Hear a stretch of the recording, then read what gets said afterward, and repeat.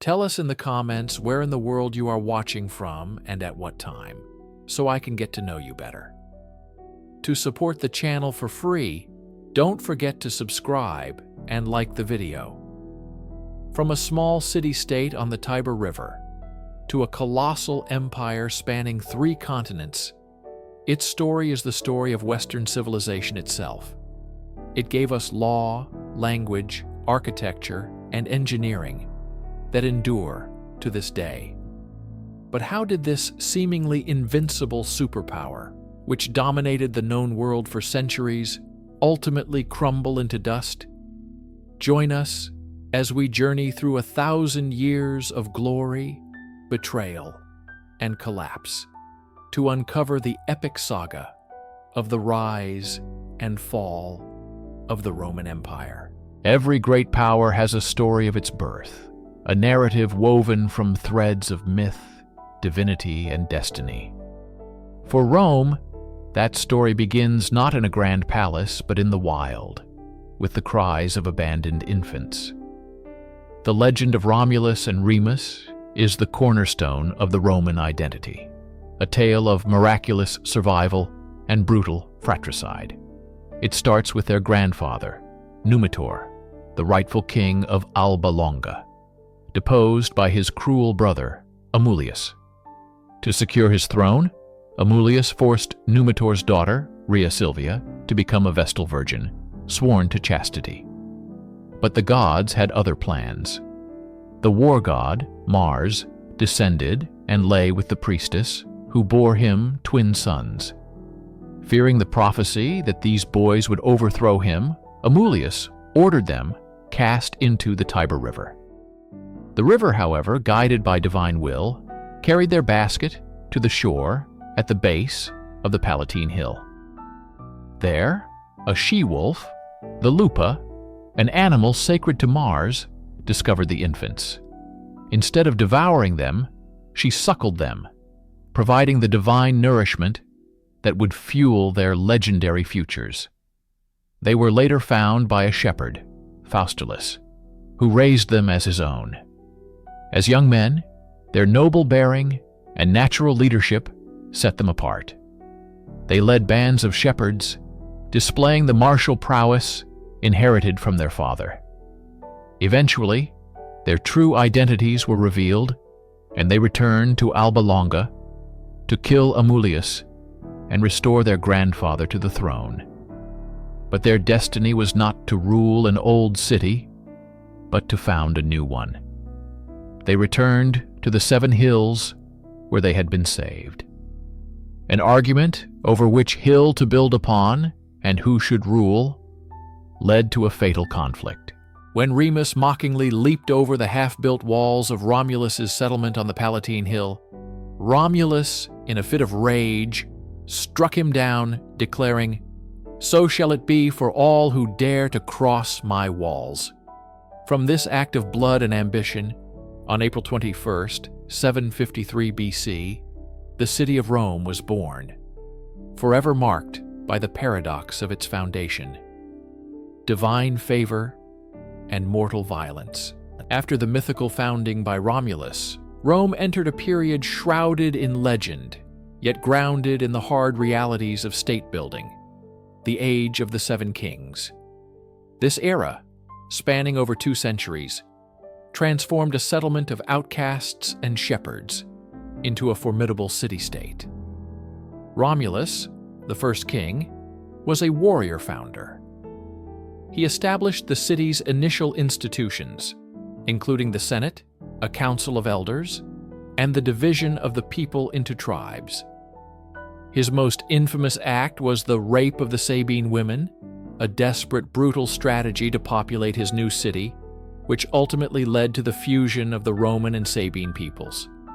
His successor, Numa Pompilius, was his antithesis. A Sabine, Numa was a man of peace and piety. He is credited with establishing Rome's religious foundations, creating the priesthoods, reforming the calendar to align with lunar and solar cycles, and building the Temple of Janus, whose gates were open in times of war and closed in times of peace, a rare occurrence. After Numa's tranquil reign, the warrior spirit returned with Tullus Hostilius. His rule was defined by military expansion, most notably the war with Alba Longa.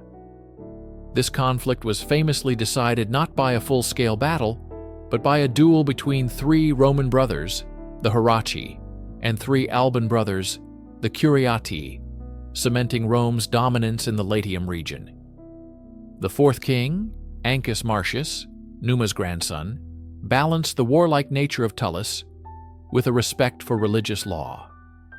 He expanded Roman territory to the sea, founding the port of Ostia, and built the first bridge across the Tiber, the Pons Sublicius.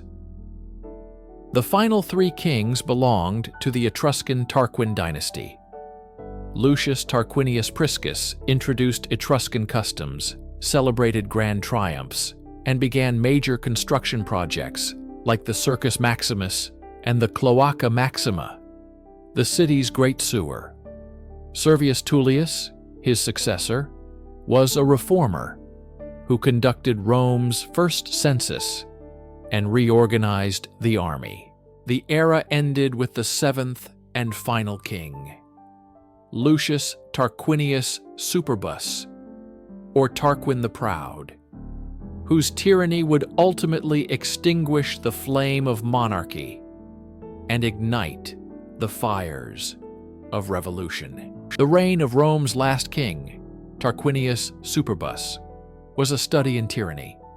He seized power through assassination, ruled with absolute authority, and held the Senate in contempt.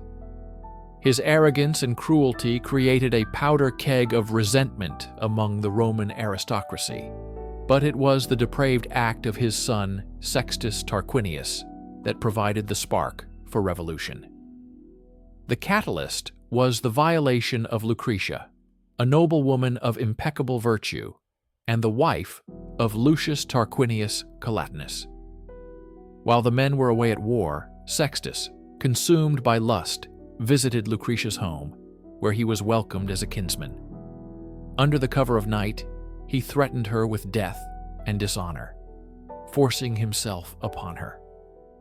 The next day, Lucretia summoned her father and husband, along with the nobleman Lucius Junius Brutus.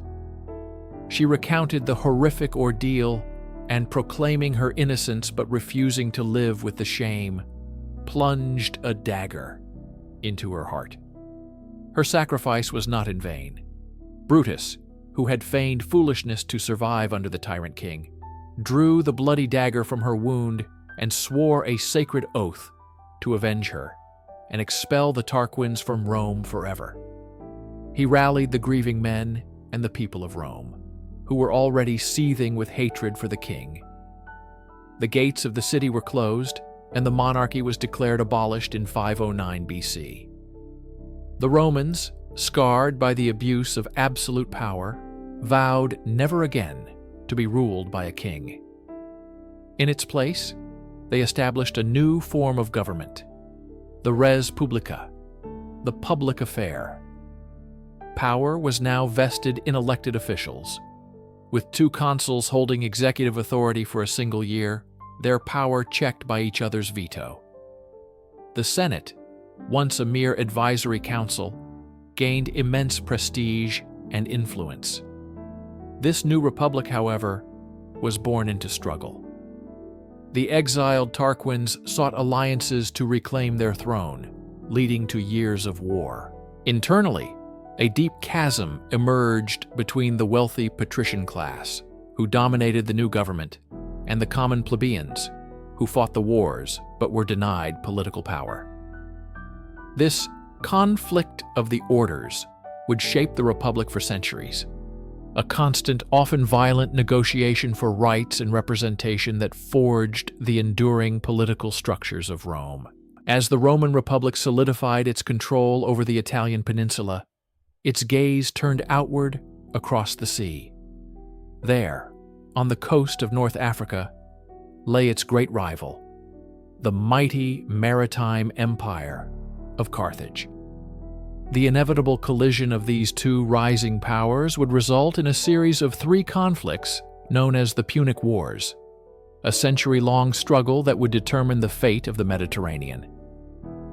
The First Punic War, beginning in 264 BC, was primarily a naval contest for control of Sicily. Rome, a land-based power, had little experience at sea.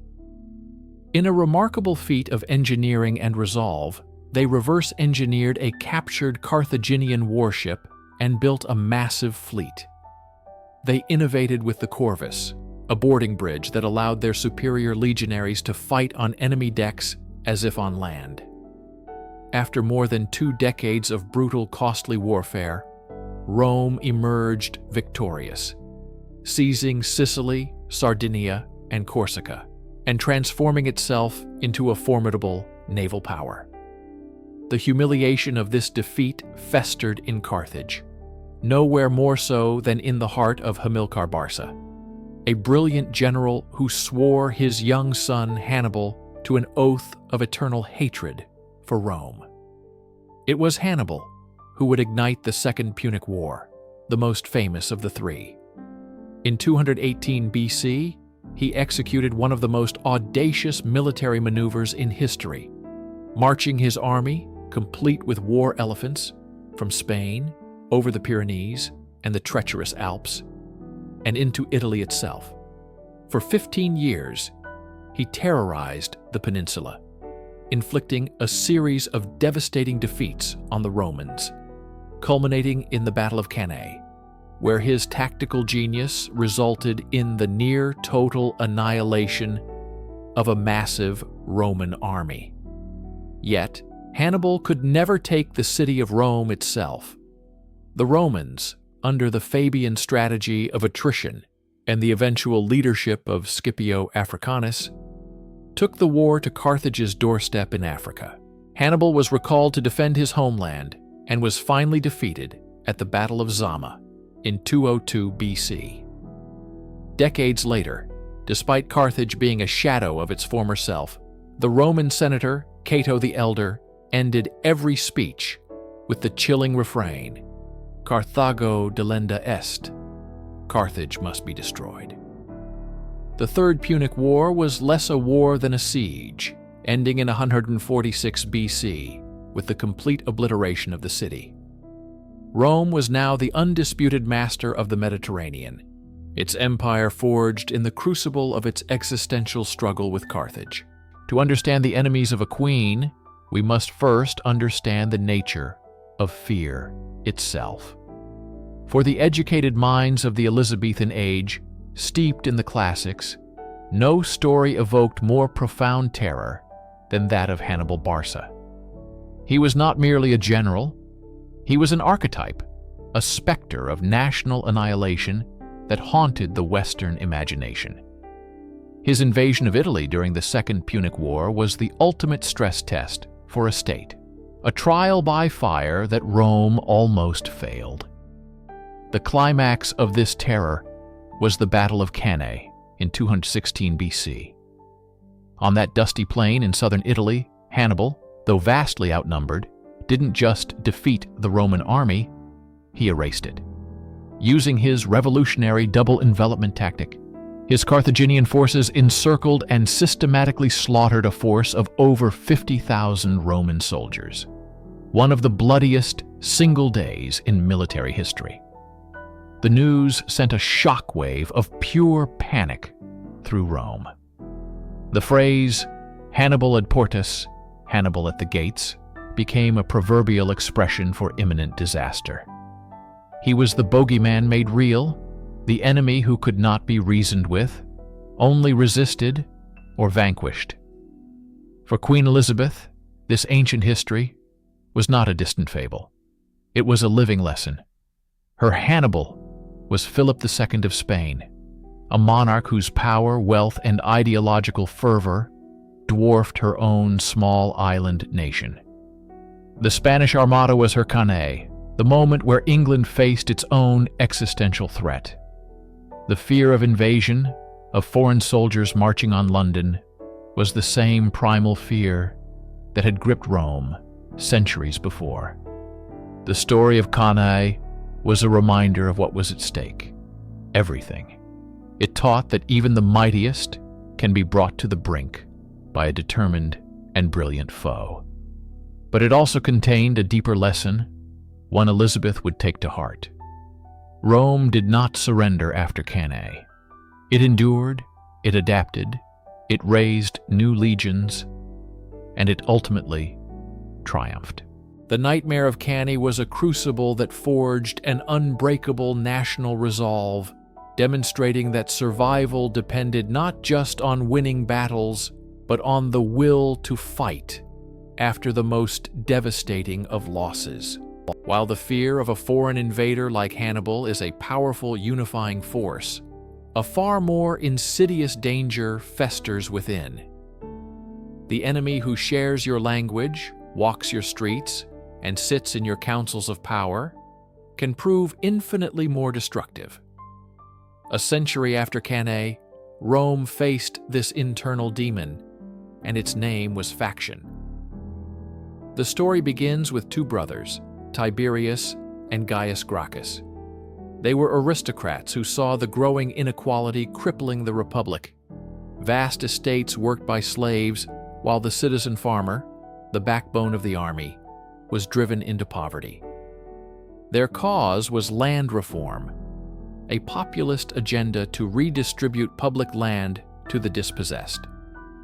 To a monarch like Elizabeth, who presided over a realm rife with economic anxiety and religious division, this scenario was chillingly familiar. Tiberius Gracchus, elected tribune in 133 BC, bypassed the Senate and took his proposals directly to the popular assembly. This was a violation of political tradition, an act the senatorial elite saw as a move toward tyranny. The confrontation escalated until a mob of senators and their clients, in an unprecedented act of political violence, beat Tiberius and 300 of his followers to death in the very heart of Rome. 10 years later, his younger brother Gaius took up the cause, pushing for an even more radical program of reforms. His fate was the same. Cornered by his political enemies, he ordered his own slave to kill him. The death of the Gracchi was a point of no return. It shattered the unwritten rules of the Republic. Political disagreement was no longer settled by debate, but by bloodshed. The precedent was set. Violence was now a legitimate tool of politics. For Elizabeth, this was the ultimate cautionary tale. Her court was a viper's nest of competing factions. The conservative Cecils versus the ambitious Devereux, Catholics versus Protestants. Plots like the Ridolfi or Babington conspiracies were modern echoes of the Gracchan turmoil, attempts by internal enemies to violently reshape the state. Elizabeth's genius lay in her ability to manage these divisions, to play factions against each other, ensuring no single group grew powerful enough to plunge the realm into the kind of civil war that began with the murder of two Roman brothers. The political violence unleashed in the time of the Gracchi was merely a symptom of a deeper disease. The sickness would fully consume the Roman Republic with the rise of two titanic figures, Gaius Marius and Lucius Cornelius Sulla. Their rivalry transformed the state's internal conflicts into full-blown civil war, waged not by street mobs, but by the state's own legions. They were the ultimate overmighty subjects, the kind of powerful, ambitious noblemen that haunted the nightmares of every Tudor monarch. Marius was a new man, a brilliant general who reformed the army. He professionalized it, opening its ranks to the landless poor and promising them land and spoils upon retirement. In doing so, he solved a manpower crisis, but created a far greater problem. The soldiers' loyalty shifted from the state to their general. The army became a private instrument of power. Sulla, his aristocratic and equally ambitious rival, saw the potential of this new reality. When their political dispute over a military command reached a boiling point, Sulla did the unthinkable. In 88 BC, he marched his own legions on Rome. The first time in history, a Roman general had attacked the city. The sacrilege was profound. The Republic was attacking itself. What followed was decades of bloodshed. Marius and his faction seized Rome, unleashing a wave of killings. Then Sulla returned, victorious from war in the east, and initiated his infamous proscriptions, published lists of his enemies who could be hunted down and killed for a reward, their property forfeit to the state. It was state-sanctioned terror on an industrial scale. For Queen Elizabeth, the lesson was stark. A monarch's greatest threat could come from their most celebrated servants. The Earl of Leicester, the Earl of Essex, these were men of immense power, popularity, and military command. They possessed the means to become an English Marius or Sulla.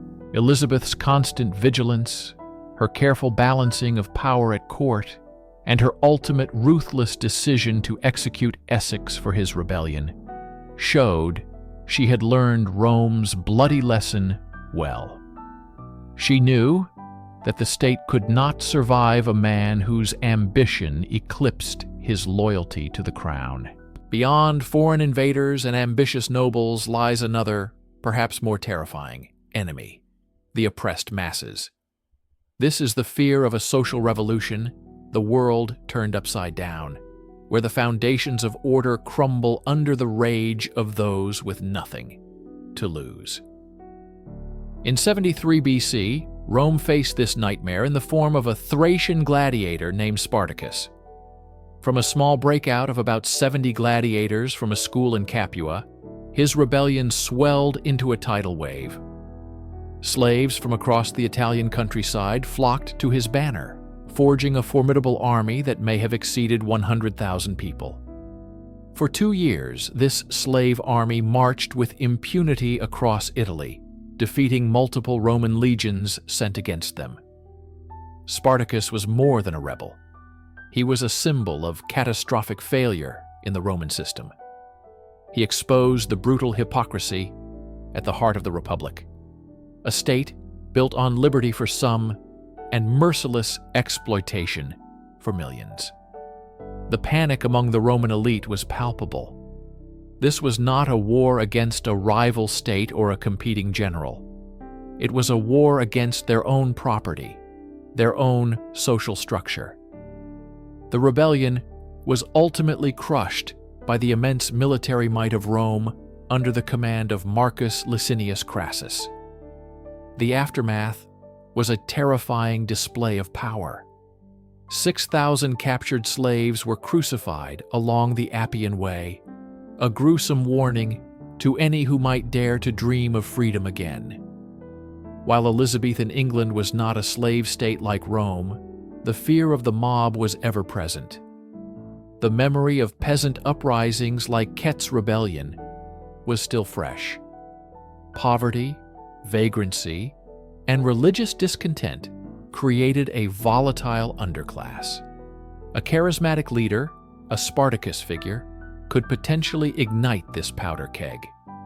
Elizabeth and her government were acutely aware of this danger. The establishment of the Elizabethan Poor Laws, a systematic approach to social welfare, can be seen not merely as an act of charity, but as a calculated act of statecraft. It was a way to manage discontent and prevent the desperation that had fueled the most famous slave revolt in history, ensuring England would not have to crucify its enemies along its own roads. In the volatile early years of her reign, Elizabeth the Wise did not rule alone.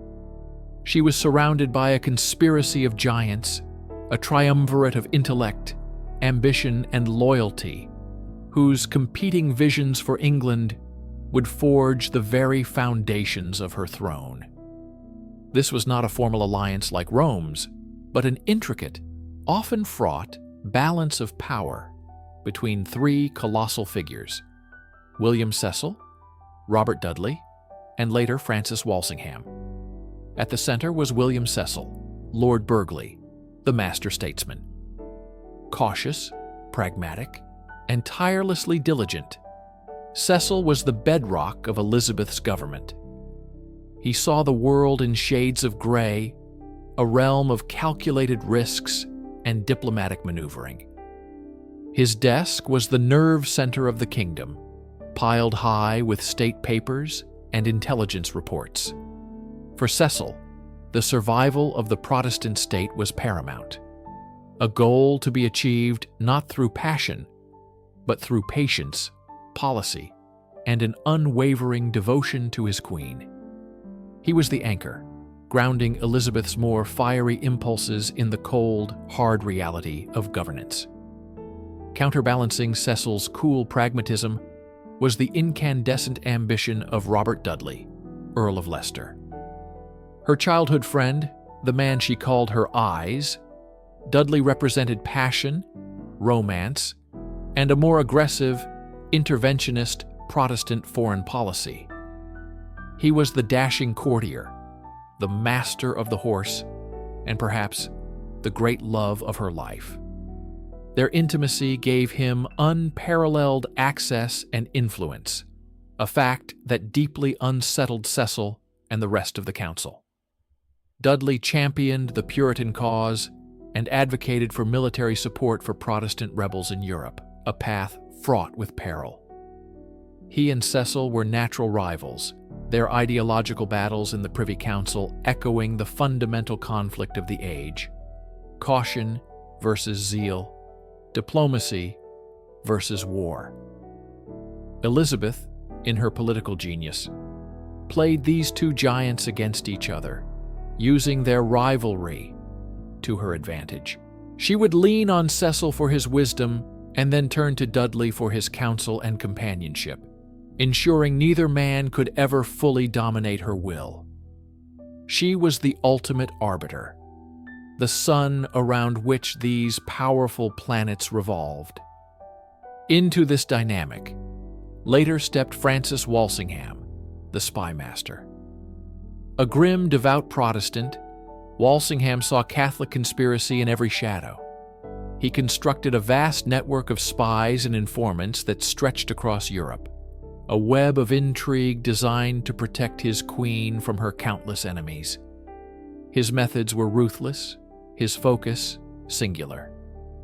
While Cecil built the state and Dudley charmed the court, Walsingham guarded the queen's life with a chilling efficiency.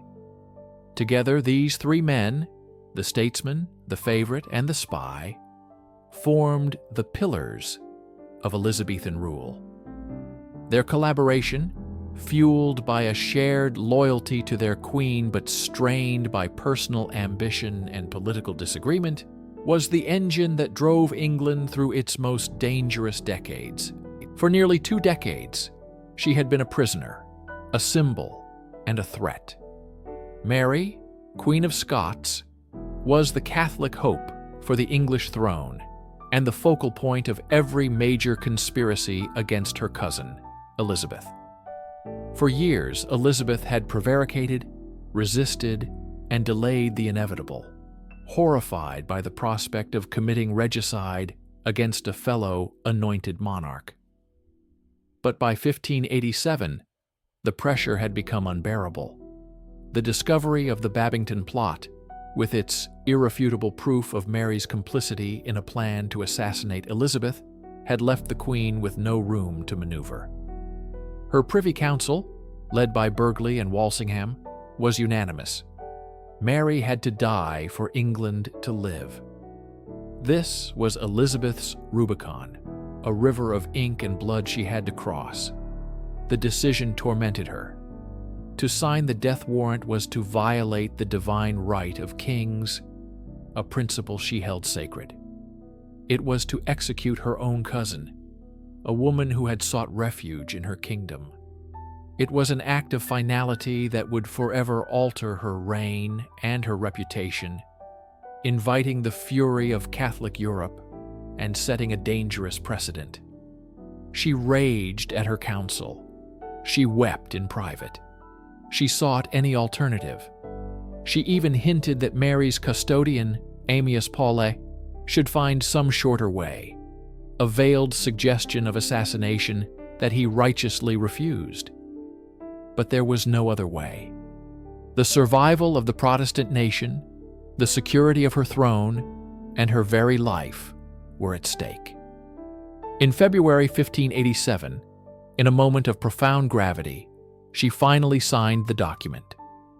Yet even then she hesitated, claiming her secretary, William Davison, had presented it to the council without her final command.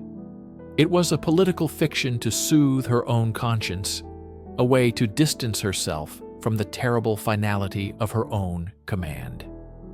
The die, however, was cast. On February 8, 1587, at Fotheringhay Castle, Mary, Queen of Scots, was beheaded. When the news reached Elizabeth, she flew into a theatrical rage, banishing Burghley and imprisoning Davison in the Tower. It was a performance for the world, and perhaps for herself. But the act was done. She had crossed her Rubicon. There was no turning back. The execution eliminated her most dangerous rival, but it also directly triggered Philip II of Spain to launch his enterprise of England, the Spanish Armada. The point of no return had been reached, and England was now set on a collision course with the most powerful empire on earth. The air in Elizabeth's England was thick with paranoia, and for good reason. To her Catholic enemies, she was not a legitimate queen, but a heretical tyrant, a dictator of faith whose removal was not just a political goal, but a sacred duty.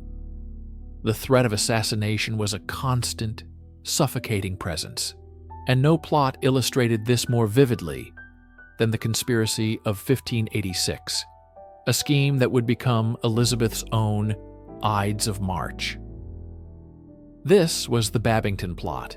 The conspirators were a group of young, zealous Catholic gentlemen led by the charismatic and reckless Anthony Babington.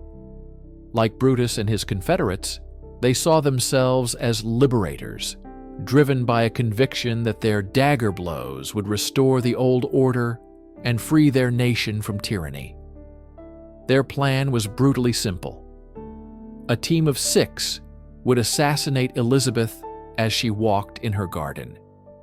Simultaneously, a rebellion, supported by a Spanish invasion, would sweep the country, and Mary, Queen of Scots, would be freed from her prison and placed on the throne. The plot was blessed by a radical Jesuit priest, John Ballard, who acted as the ideological firebrand, assuring the young men that their act of regicide was not a sin, but a holy enterprise. What these fervent conspirators did not know was that they were not moving in shadows, but in a spider's web meticulously constructed by Elizabeth's spy master, Sir Francis Walsingham. From the very beginning, Walsingham's agents had infiltrated their circle.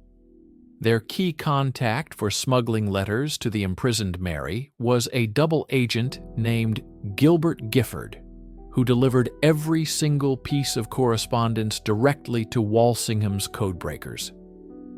The spymaster watched, waited, and allowed the plot to ripen.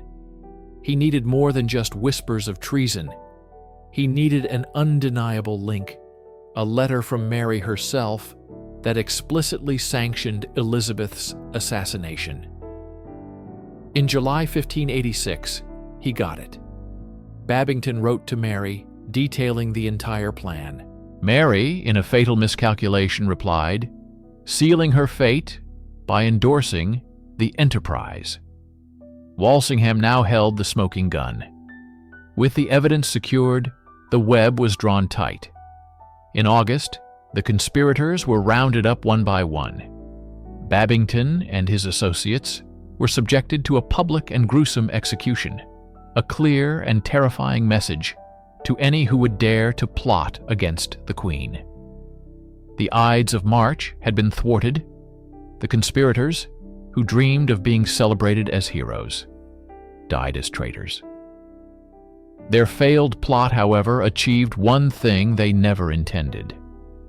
It provided the final, unassailable justification for the execution of the woman they had sought to save. The year 1588 was England's crucible. The Spanish Armada, the invincible fleet sent by Philip II to crush the heretic queen, had been defeated by a combination of English naval ingenuity and a Protestant wind. The chaos of invasion, the decades of religious strife, and the existential threat to the nation had passed. From the ashes of this near apocalypse, Elizabeth, like a new Augustus, presided over the forging of a new age.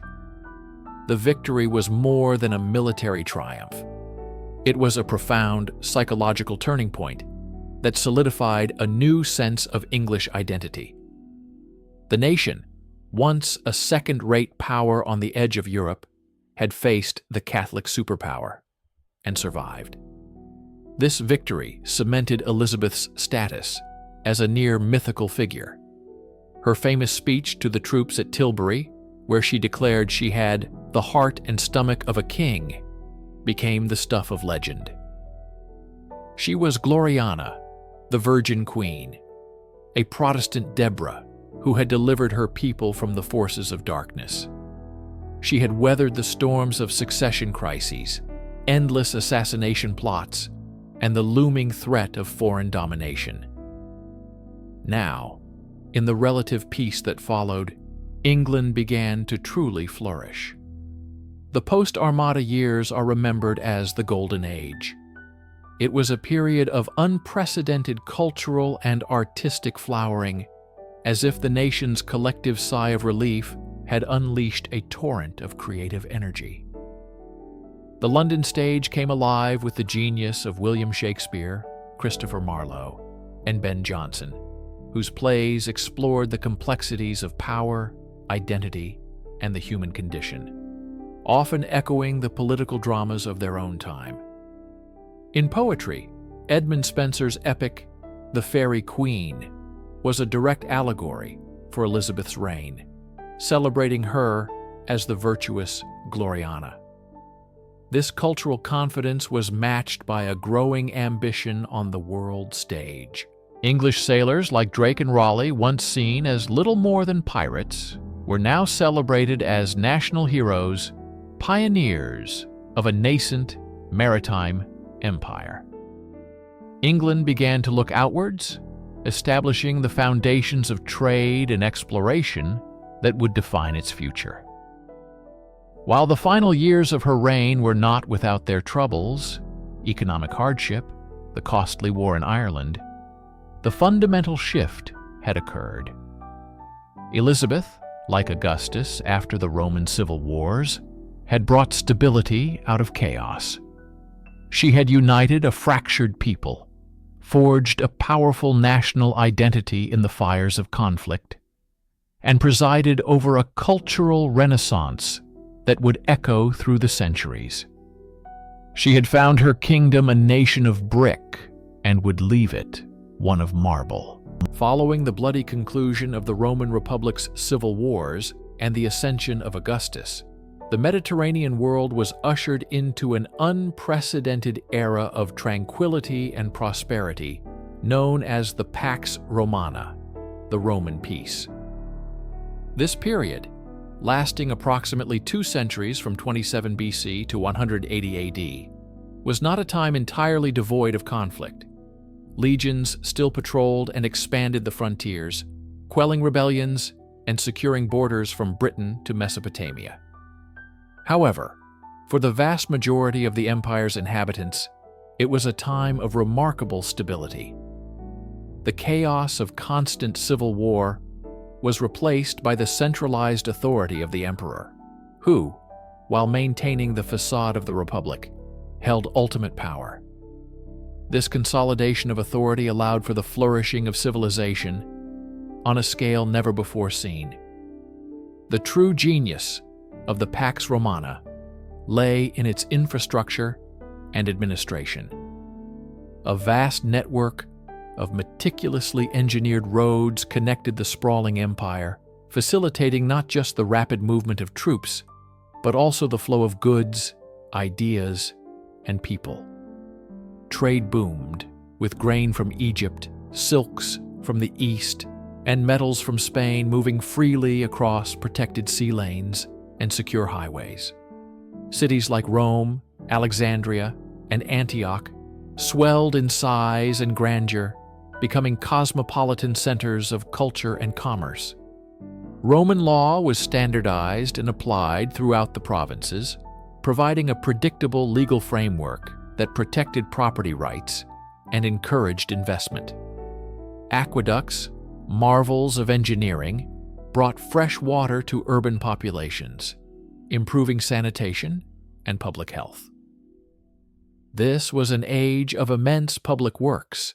Amphitheaters, temples, forums, and bathhouses were constructed across the empire, physical testaments to Roman power and the benefits of its rule. While maintained by the ever-present threat of the legions, this peace allowed for a cultural synthesis, where Roman, Greek, and local traditions blended, creating a rich, multicultural society that defined the ancient world for generations. The apex of the Pax Romana, its most stable and prosperous phase, is largely defined by the reign of the 5 good emperors: Nerva, Trajan, Hadrian, Antoninus Pius, and Marcus Aurelius. This period, from 96 to 180 AD, was characterized by a unique and effective solution to the problem of succession that had plagued earlier dynasties. Instead of relying on bloodline, each emperor adopted a chosen, capable successor, ensuring a continuous line of competent and respected rulers. The era began with the brief but crucial reign of Nerva, who established this principle of adoptive succession. He was followed by Trajan, a brilliant military commander, under whom the Roman Empire reached its maximum territorial extent. His conquests in Dacia and Mesopotamia brought immense wealth into the imperial treasury, funding extensive public building programs, including the famous Trajan's Forum and Market in Rome. His successor, Hadrian, took a different approach. Recognizing that the empire had perhaps overextended itself, Hadrian focused on consolidation and fortification.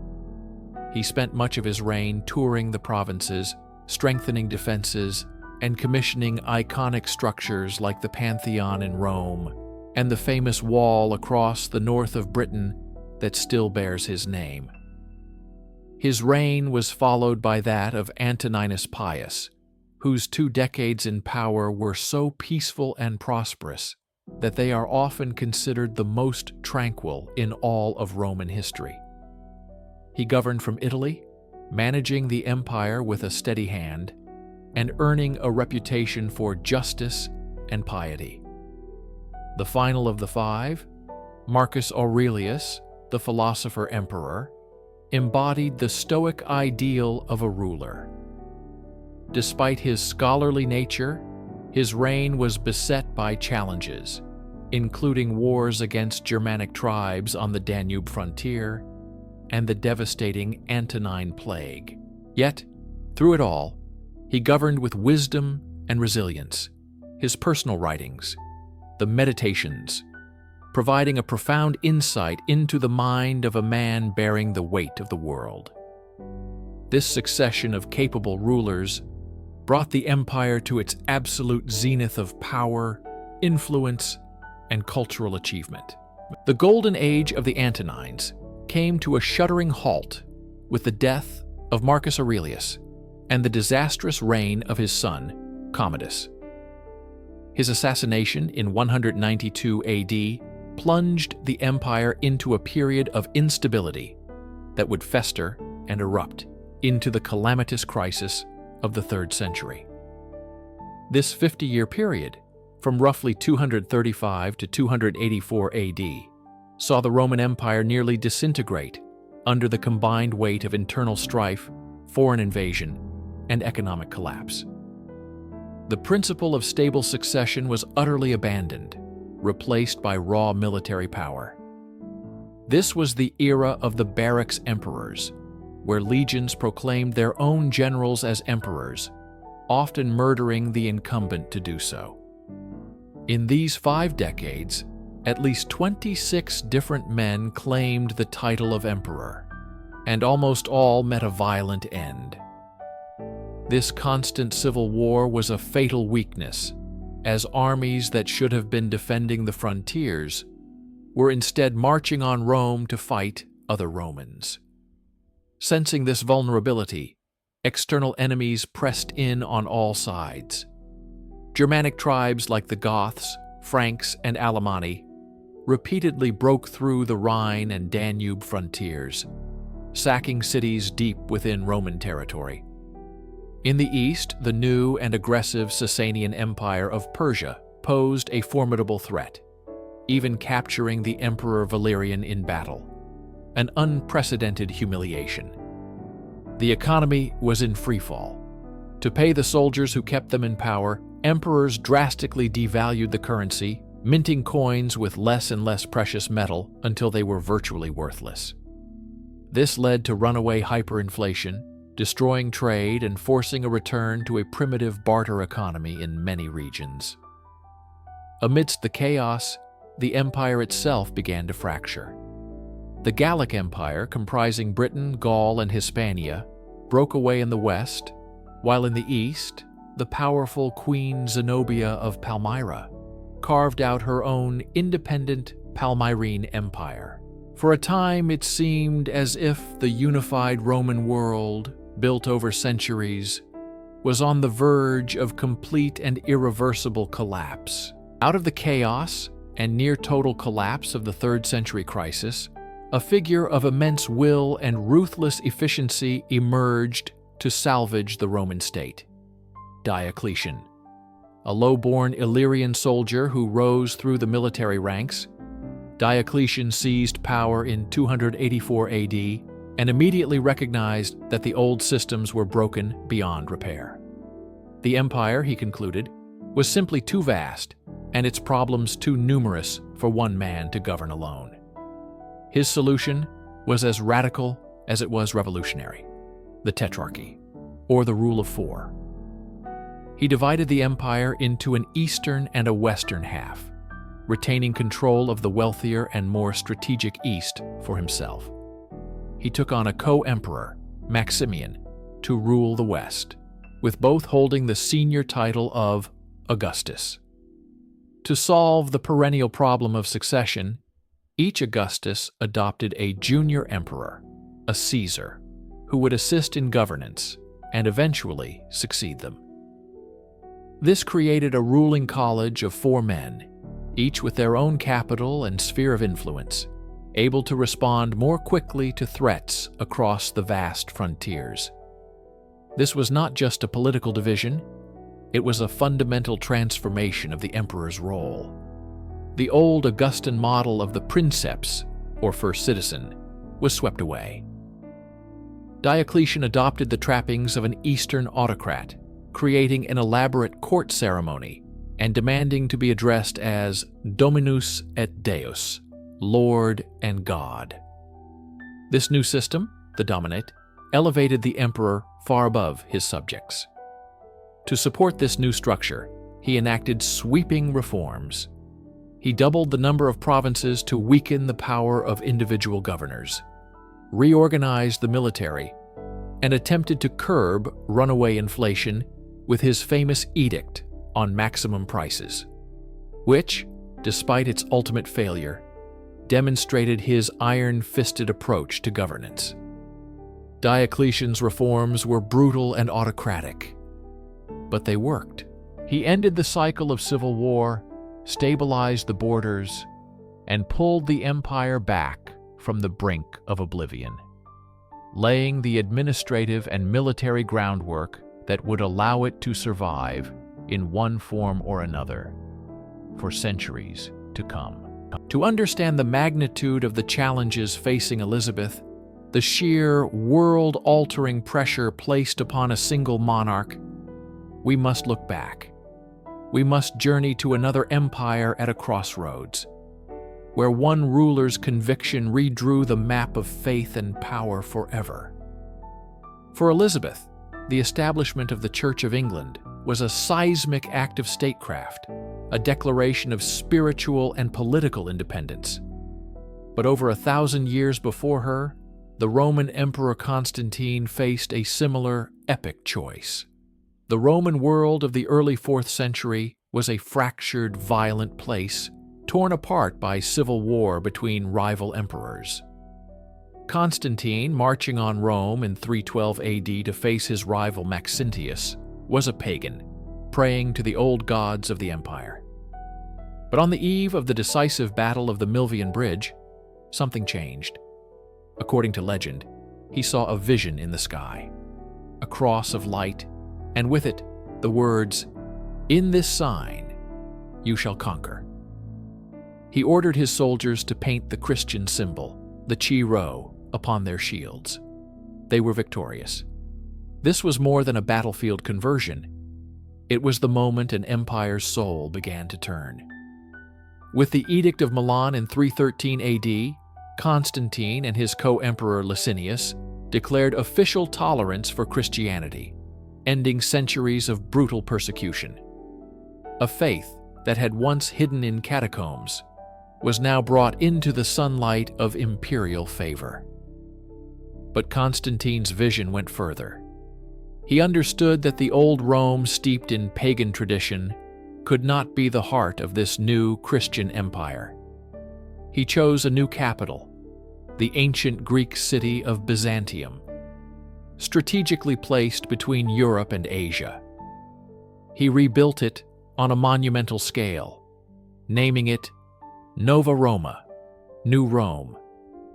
It would become known to the world as Constantinople. This act, like Elizabeth's religious settlement, was a gamble of immense proportions, a deliberate break with the past to forge a new future, binding the fate of the empire to the will of a new god and the vision of a single, resolute monarch. Elizabeth's England was an island fortress, acutely aware of the powerful enemies massing beyond its shores. The threat of the Spanish Armada was not a singular event, but the culmination of decades of pressure, a constant, gnawing fear of invasion by a hostile foreign power. This sense of being besieged, of a civilized realm holding out against a tide of external forces, was a terror the Romans knew all too well. For centuries, the legions had held the frontiers, the Rhine and the Danube, as the unbreachable lines separating Roman order from the barbarian world. But by the late 4th century, that world was in motion. A mysterious and terrifying force had emerged from the eastern steppes, the Huns. Unparalleled horsemen and archers, their brutal advance westward created a domino effect, dislodging entire peoples and sending them crashing against Rome's borders. The Goths, fleeing the Hunnic terror, sought refuge within the empire. In 376 AD, they were permitted to cross the Danube, but mistreatment and corruption by Roman officials soon turned desperation into rebellion. At the Battle of Adrianople in 378 AD, the Gothic heavy cavalry shattered the imperial legions and slew the Emperor Valens himself. The shock was profound. The invincible Roman infantry had been crushed, and the empire's borders were proven to be permeable. The psychological blow was as devastating as the military one. This was no longer a matter of repelling border raids. It was a struggle for survival. Over the next decades, the tide became a flood. Vandals, Alans, and Suebi swept across Gaul and into Spain. The Goths, under their formidable leader Alaric, marched and pillaged through Greece and Italy. The very fabric of the Western Empire was being torn apart. For Elizabeth, the Spanish galleons on the horizon were her Goths, her Vandals. The lesson of Rome was a stark one. No wall is high enough, no army strong enough to hold back a world in motion forever. Imagine the terror in Elizabethan London had the Spanish Armada succeeded. Imagine foreign soldiers, loyal to a hostile faith and a rival king, storming through the streets, looting homes, and desecrating churches. This was the ultimate nightmare that fueled Elizabeth's resolve and her people's defiance. It was a nightmare that, for the Romans, became a horrifying reality in the year 410 AD. The city of Rome, the Eternal City, had not been taken by a foreign enemy in 800 years. It was the symbolic heart of the world, a monument to centuries of power and perceived invincibility. Yet, for 3 days in August, it was at the mercy of Alaric and his Visigoths. The events leading to the sack were a tragedy of miscalculation and arrogance. Alaric, who had served the empire and sought land and titles for his people, was repeatedly betrayed and humiliated by the imperial court.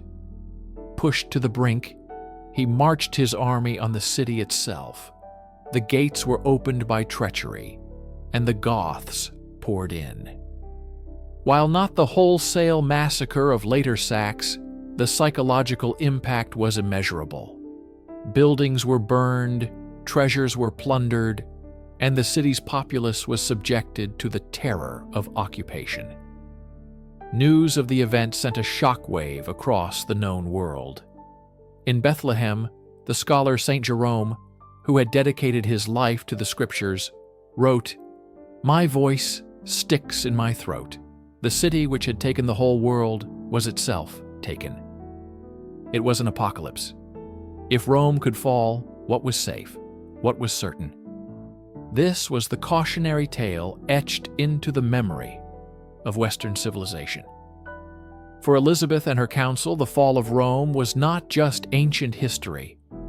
It was a lesson written in fire and blood. It demonstrated that no empire is eternal, no city is truly impregnable, and that the failure of diplomacy and the underestimation of an enemy can lead to a catastrophe that will echo for centuries. The defense of England was not just about territory. It was about preventing their own 410. Elizabeth I was the last of the Tudor line. Her long and glorious reign defined an age, but it ended in the silence of an empty cradle. The question of succession, of who would follow her, haunted her entire life. The end of a dynasty is a moment of immense fragility. For Rome, this moment was not one of great battle or heroic last stands, but a quiet, almost pathetic, fizzling out. The sack of 410 had been a mortal wound, but the empire in the West lingered on for another 66 years, a shadow of its former self. Real power no longer resided with the emperors in Ravenna, but with barbarian generals who commanded the armies. Ricimer, Gundobad, Orestes. These were the men who appointed and deposed a succession of powerless puppet emperors. The imperial throne became a hollow prize, a ceremonial relic in a world governed by the sword. The final act of this long tragedy came in 476 AD. The emperor was a boy of about 15, ironically named Romulus Augustulus, combining the name of Rome's founder with a diminutive of its first great emperor. His father, the general Orestes, had placed him on the throne. But when Orestes refused to grant land in Italy to his barbarian troops, they mutinied under the command of their leader, Odoacer. Orestes was captured and executed. Odoacer then marched to Ravenna. There was no epic battle for the fate of the world. The boy emperor was simply deposed. In a poignant ceremony, Romulus Augustulus was forced to abdicate. Odoacer, in a moment of supreme historical significance, did not proclaim himself emperor. Instead, he had the Western imperial regalia, the diadem, the purple robe, packed up and sent to the emperor in Constantinople, with a message stating that one emperor was sufficient for the world. The Western Roman Empire was officially over. It died not with a bang, but with the quiet abdication of a child. For Elizabeth, who successfully managed her own succession, Rome's fall was the ultimate example of a failed state, a warning of how even the mightiest power can crumble from within, ending in a whimper.